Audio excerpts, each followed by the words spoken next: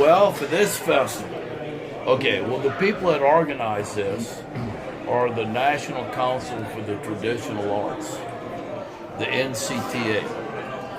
They're based out of the Washington, D.C. area. Oh, I need to look over here. Okay. if you like. They're based out of Washington, D.C., in that area over there. And they put together the National Folk Festival, among other festivals. And I think what makes their festival so good is that the people that work for the NCTA are all very knowledgeable about different types of music and culture.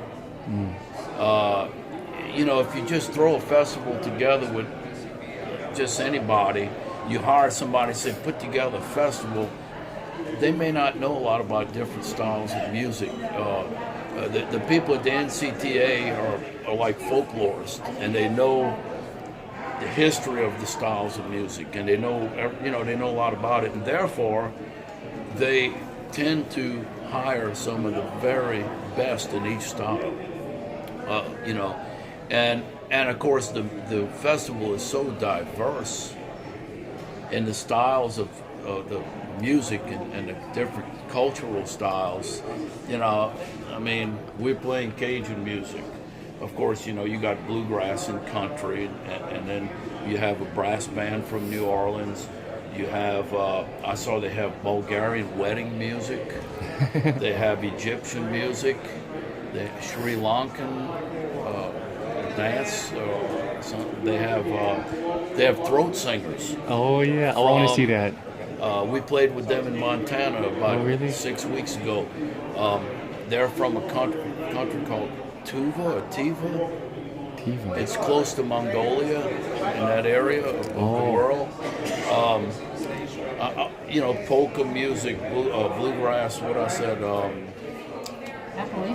Appalachian, old-timey,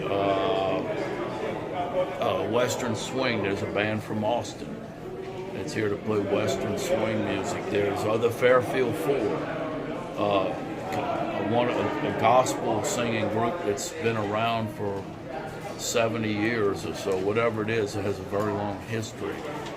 So just a tremendous, the variety is so broad.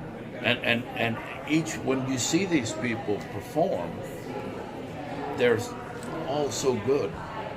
Great fiddlers, Gina Forsythe, that plays the fiddle with me, will do a workshop tomorrow with many other fiddle players, and they all play different styles of fiddling.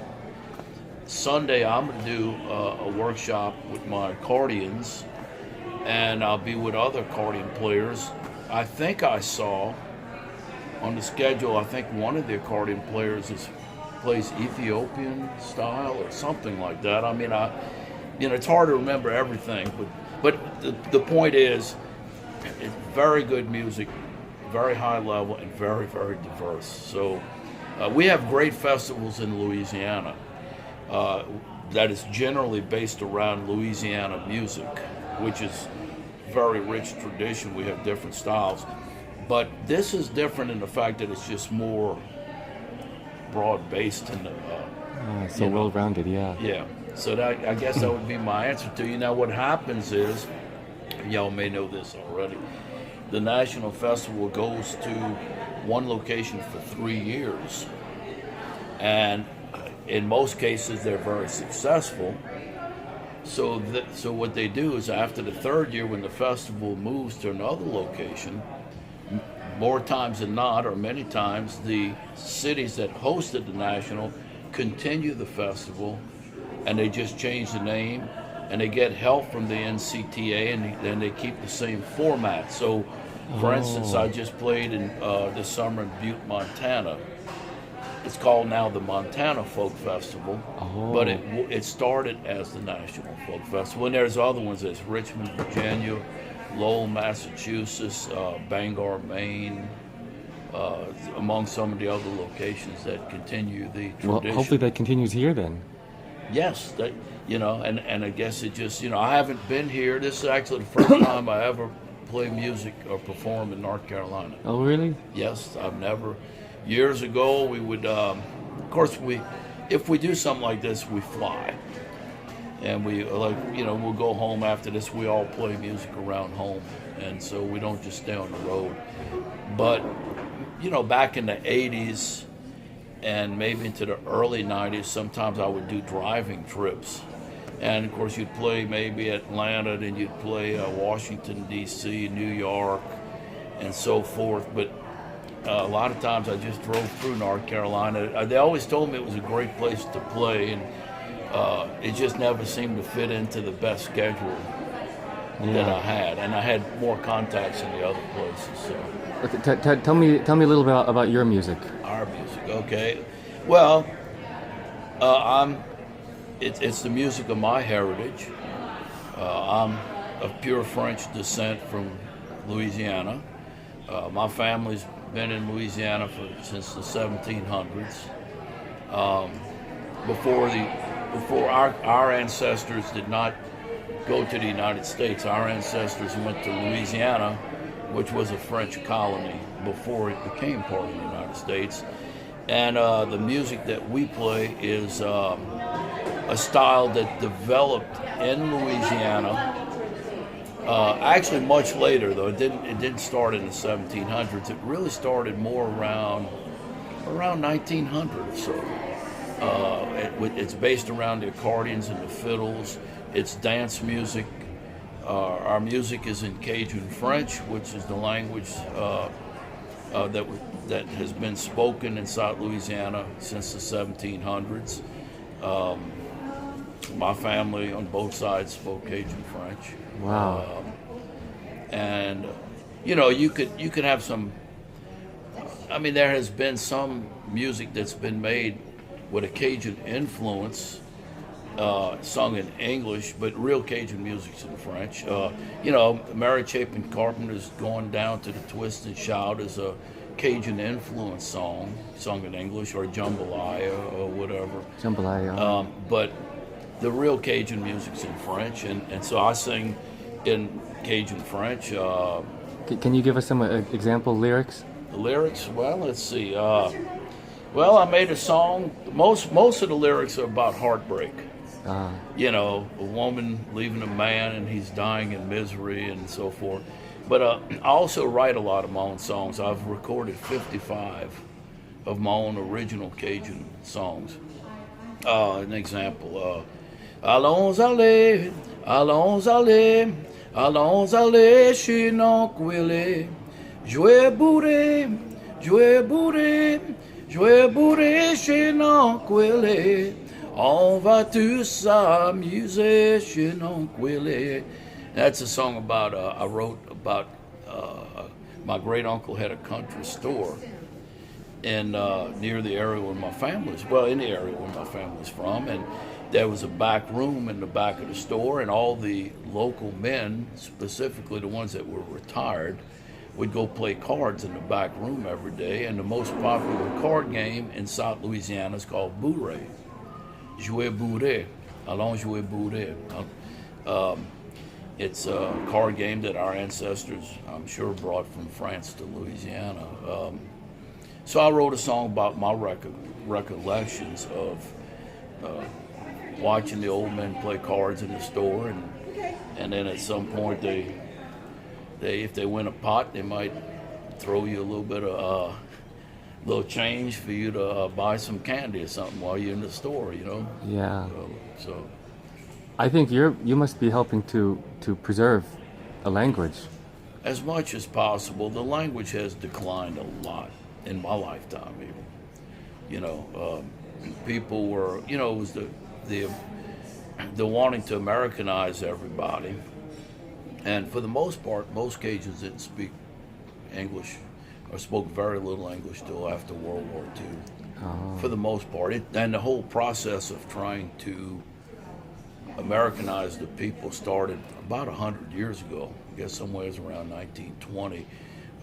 They passed laws that said it was against the law to speak French in the public schools in Louisiana, and of course probably 1/4 of the state's population spoke French as their first language.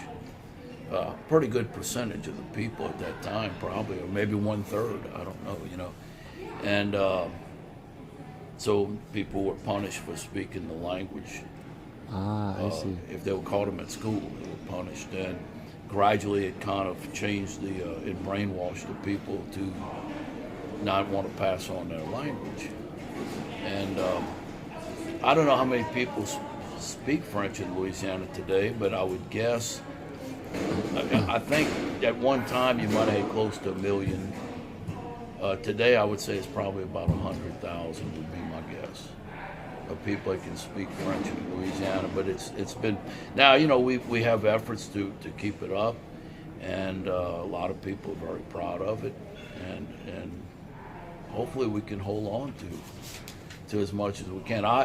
As a musician, I made the choice many years ago to play the style of music that I play and sort of specialize in it. I could have played another style of music and been good at it, but I put my efforts in the music of my heritage, and it's been a tremendous experience. Yeah. You know, I mean, of course, I've been to French-speaking Canada to play maybe about 50 times, and they're our cousins, and that's been a very rewarding experience to go up there and visit and play and get to know people, and have a lot of my songs re-recorded by a lot of French Canadians. Oh, that's so nice. How many countries have you I guess performed in? I would say probably about 12 or so. I think so. And you know, I played in Europe, I think 21 times. I actually kept an exact count of that. And the other night I was playing back home, and this group from Estonia came in. I've never been there. And we started playing, and come to find out they played and recorded one of my songs, and they sing it in Estonian. That's great. So we got them on stage, and they sang my song, but in their language. It wasn't in Cajun French. Yeah. It was in Estonian. And probably the most interesting thing that's happened to me playing music is I was playing in France about a decade ago. I met a family who came to see me play, who said they were related to me, and they knew how we were related going back to the 1700s. And they had a home that they had that had the name of my family.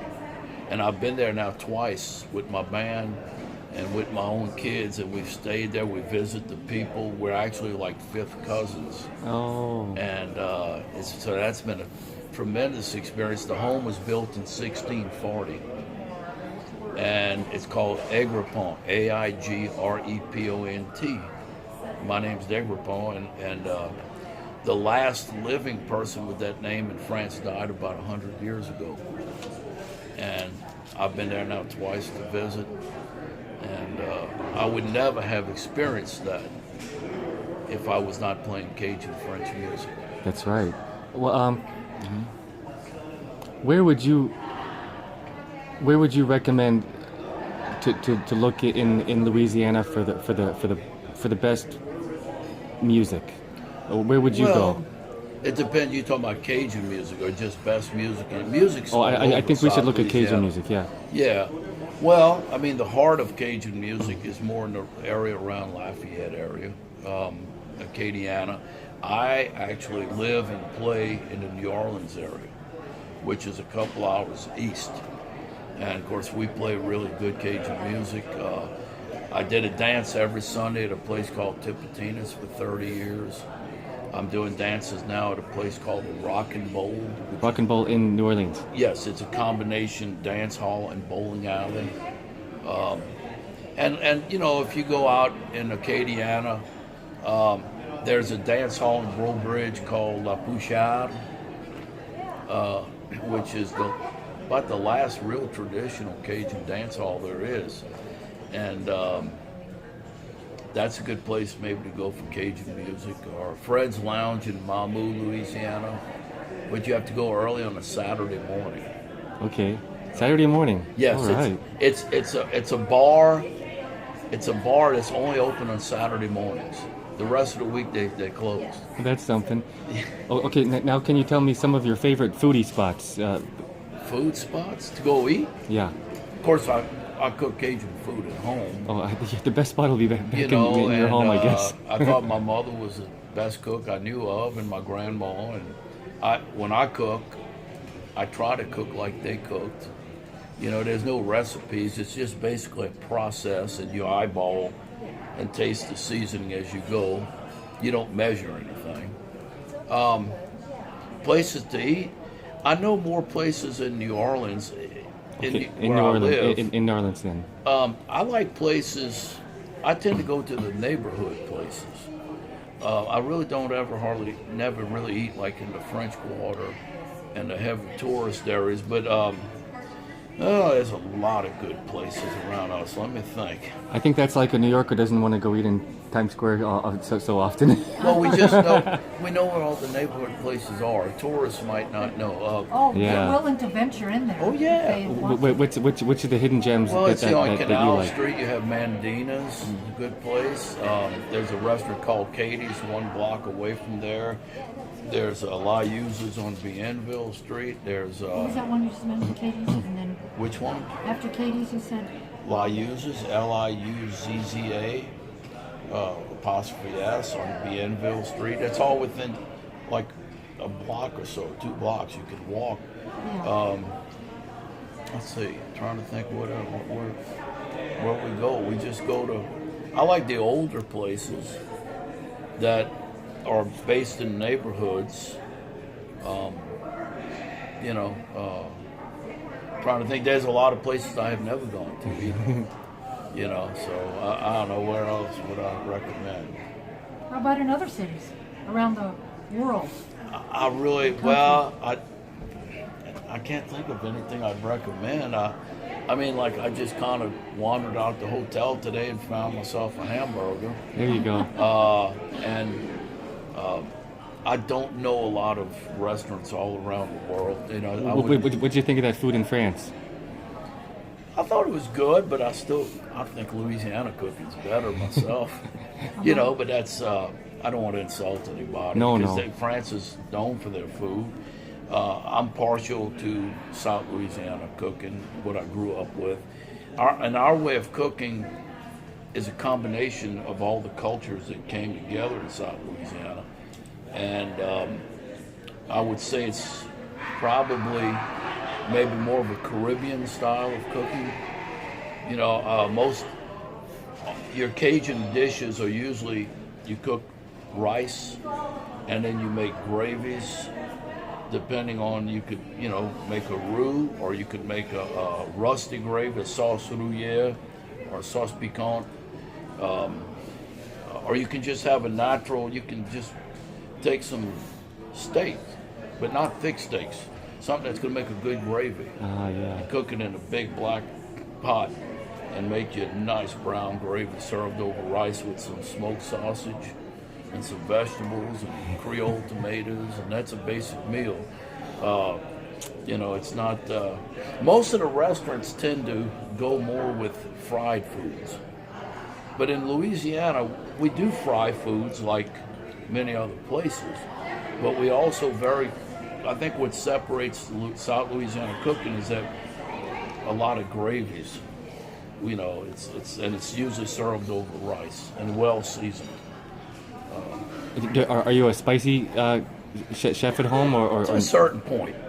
I think some of that can be exaggerated, and I find the people that might sometimes cook the spiciest are people that maybe are not actually Cajuns, but they want to cook like Cajuns. I mean, if it's too spicy, you don't taste what you're eating. Mm-hmm. And if you make a crawfish etouffee, well, then you use, you make your roux like you got butter, and then you make a roux. It's not with the oil and the flour. It depends what you're cooking and how you want. You can make a lighter roux or dark roux, and everybody cooks a little different, I think in my mind, when we're talking about food, what I find is that it seems to me where we from in South Louisiana, we have a larger variety of foods than most places. You know, most places I travel, well, they got hamburgers and they got pizza and they got, well, everybody has Mexican food now in restaurants and stuff. And, you know, you'll see barbecued steaks, you know, but in Louisiana, you know, we got crawfish etouffee, ball crawfish, different dishes with shrimp and, you know, we make cochon de lait. Well, not saying other people don't cook pork, but we cook it over an open fire and get the skin real crispy. And I don't know, we smother things down and use a lot of seasonings. And I just feel it seems like we have a larger, you know, we got gumbos and jambalaya and fricassees. And I think there's a lot of healthy seasonings and herbs in the food, too. well, they claim our food's not supposed to be the healthiest. You know, on the other hand, my grandmother lived to 103. So that's saying something right there. Well, had she eaten a healthier diet, she might have made it to 105 or 110. Who knows? Right? Is there But such she thing? made it to 103 eating Cajun food. Oh, good. What do the Cajuns think of vegans? Well, we respect all people. We don't understand them, but we respect them. Well, that's good. I mean, I have a friend, actually, one of the neat parts of this festival is playing for the NCTA festivals is something that we have. They'll set up at each festival, each group of performers have artist buddies. And I imagine pretty soon here I'm going to meet whoever our artist buddies are for this North Carolina festival. I have yet to meet them. And of course, for the 3 days we're here, we spend a lot of time with our artist buddies who make sure they help us in any way they can and that we make sure we get where we have to go and so forth. And oftentimes you become good friends with your artist buddies. And in Montana, I have artist buddies that we've been friends now for several years. I've been there twice. They've been to visit us. I've had them over at my house. We boiled crawfish for them and stuff. And one of my friends from Montana is a vegan. That's why I talked about that. Oh, got it. You asked me what I thought about vegans. Oh, but then Well, you know a have to vegan. Put in some vegetables. Like what? What vegetables? Well, here's the thing. Can you make them a separate dish? I'm not sure what I'm going to do when they come visit me as far as to really make it. I'll try to figure it out. I mean, I got it for you. what? Substitute the meat for mushrooms. I guess go. we'll figure something out, you know. And what's that? Now, You use those portobellos just like you would the meat, yeah. and that'll give it a meaty taste, I think. Maybe so. And a meaty chew to Well, it. one of my friends from Montana, it's a husband and wife. The man will eat seafood. Now, if you come to Louisiana and you eat seafood, you got plenty of options. You don't have to eat meat. She doesn't eat meat or seafood, so yeah, I figure if we cook, we'd have to do. The thing is, when we cook vegetables or we cook beans or whatever, we usually season it with meat. You know, for So instance. maybe you could make some beans with just garlic and onions. or Yeah, something. you could. It wouldn't be the same Season. as having smoked meats and whatever in with the corn and the onions and the tomato. Makshu. Makshu is called. When did I learn the accordion? I actually started playing the accordion when I was in college, about 20 years old. I had played music prior to that. The guitar, I had learned to pick a 5-string banjo. And when I was in college, I had been playing music all my life and decided I wanted to play the music of my heritage. And that's what I've done now professionally, 37 years. Good thing you did. Did you have a band in college that you put together? Or? Yeah, it was called Boo-Ray, like the card game, Boo-Ray. And we played every Thursday night at one particular club called Maple Leaf Bar for almost 6 years on Thursday nights. And then at some point, I dropped the Blu-ray name, and I just started using my own name, just Bruce Daigrepont, Cajun Band, and started recording. I've recorded 6 albums, I think it's 6, and I've written 55 of my own songs that I recorded on those recordings, and started a dance at Tipitina's that I did for 30 years on Sundays, and now doing dances at the Rock and Roll. What nights at the Rock and Roll? Well, it's always good. It's on a Sunday. What time? It's usually at 5:30 in the afternoon, and Until but what it's time? not till we've been going to 9 o'clock. We are questioning whether we should stop earlier because the crowd, as the crowd has gotten older, they tend to leave earlier. Oh, they do, yeah. Oh yeah, Oh. it's something that I've seen, not just with my band. I think it's across the board that people see that. So I don't know, Fans age with you. Yes, they do. I think they do, unless you can get some more young people coming out. I mean, I guess young people want to go see other young people play music. Like in the Whatever. French, what was that? What's it? French?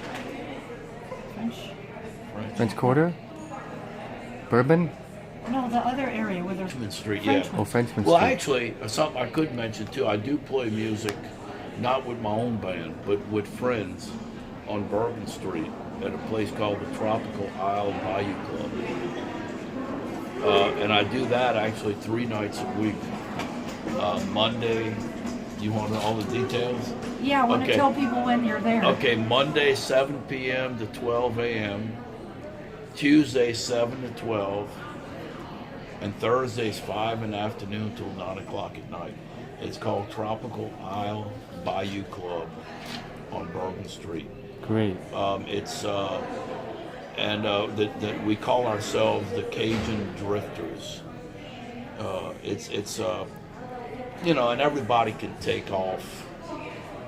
I took off Thursday to come do this. I mean, whereas I don't take off with my own band. It's my band, and if I say I'm going to be there, it's my band. Yeah, you can't cancel yourself I've with your had my band. band 37 years. I've been doing the Bourbon Street gig for about 6 years. What So it's like a nice extra job for me. Oh, what's your favorite drink? My favorite drink? Well, I guess water. I mean, you need that to survive. My favorite drink? fancy cocktails or Yeah, just, Or a I'm really not a big, a I'm really hurricane. not a big drinker. I don't know, I like Crown Royal and 7-Up, once in a while, or occasional beer, but I'm not a big drinker. And of course, with meals, traditionally, we had homemade root beer with an extract, that people, that was the kind of the traditional occasion. I drink coffee every morning. So, I guess that's not too exciting. What's Some your favorite people give dessert? you- Favorite dessert? Oh, of course I love ice cream. But my grandma used to make, and I haven't had this hardly at all in recent years, but she'd make a blackberry pie. And of course they'd pick their own blackberries, and she would get the seeds out and everything. She'd make this nice pie. And then she'd make what was called bouillole, which was a thick vanilla custard. And it would be in a bowl. And put that in an ice box. It'd get cold.